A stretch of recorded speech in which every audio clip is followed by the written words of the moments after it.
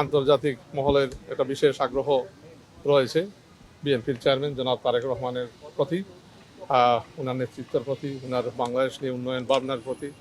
তো এর প্রেক্ষিতে আজকে সাক্ষাৎ করেছেন ওনার সাথে নর্ডিক দেশগুলোর ambassador of Norway, ambassador of Sweden, ambassador of Denmark, এবং আরও সাক্ষাৎ করেছেন আজকে অ্যাম্বাসেডর অফ রাশিয়া।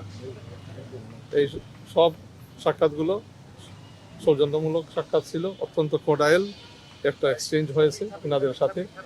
আমাদের দেশের ন্যাশনাল ইন্টারেস্টের ভিত্তিতে আমরা কীভাবে তাদের সাথে কাজ করতে পারি এখানে ডিসকাশন হয়েছে, আলোচনা হয়েছে, ট্রেড, ইনভেস্টমেন্ট, এনার্জি নিয়ে, তারপরে এডুকেশন নিয়ে, তো বিভিন্ন আমাদের 31 দফার বিভিন্ন যে কর্মসূচিগুলো আমরা বাস্তবায়ন করতে চাচ্ছি বাংলাদেশের মানুষের ম্যান্ডেট যদি আমরা ইনশাআল্লাহ অর্জন করি 12ই ফেব্রুয়ারির নির্বাচনে, তো কীভাবে আমরা তাদের সাথে কাজ করতে পারি এবং বাইল্যাটারাল রিলেশনসগুলো বলেন আপনার ফরেন ইকোনমিক কোঅপারেশনের মাধ্যমে কীভাবে এগিয়ে নেওয়া যায়, এই বিষয়গুলো নিয়েই আলাপ আলোচনা হয়েছে। ইলেকশন নিয়ে স্পেসিফিক কোনো কথা হয়েছে কিনা, যেহেতু 12 তারিখে ইলেকশন হয়েছে? ইলেকশন নিয়ে ওইভাবে কোনো স্পেসিফিক ডিটেইলড আলোচনা হয়নি। তারা আগ্রহ নিয়ে আছে বাংলাদেশের 12ই ফেব্রুয়ারির নির্বাচন নিয়ে।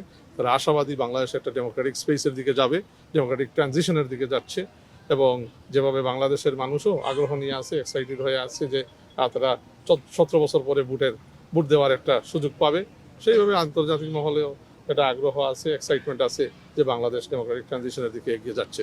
তাদের চোখে এই ইলেকশনটা কেমন হতে যাচ্ছে এই বিষয়ে কি বলেছে তারা? তাদের চোখে বাংলাদেশের মানুষ পার্টিসিপেট করবে করার একটা সুযোগ হয়ে দাঁড়াইছে। আগের বিগত ইলেকশনগুলোতে আসলে তো মানুষ সুযোগ পায়নি। তো যেভাবে আমরা এখানে রাজনৈতিক দল যারা আছি গণতান্ত্রিক প্রক্রিয়ার মধ্যে আমরা বিশ্বাস করি এটা একটা সুযোগ করে দিচ্ছে 12 তারিখের নির্বাচন বাংলাদেশের মানুষকে তার ভোটাধিকার প্রয়োগ করার।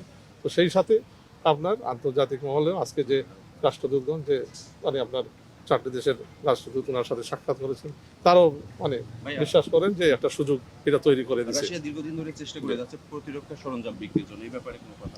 ওইভাবে এই ব্যাপার নিয়ে কোনো আলাপ আলোচনা হয়নি। এখানে কোনো ডিটেল টেকনিক্যাল কোনো আলোচনা হয়নি। এখানে সাক্ষাৎটি মূলেই ছিল সৌজন্যমূলক, ওনার সাথে একটা ইন্ট্রোডাকশন। উনি আসার পরে আমি তো বলছি যে ওনার 25শে ডিসেম্বরের ঐতিহাসিক রিটার্নের পরে তারেক রহমান এখন বাংলাদেশের একটা প্রধান রাজনৈতিক আকর্ষণ হয়ে আন্তর্জাতিক মহলের কাছে বিবেচনাধীন হয়েছে।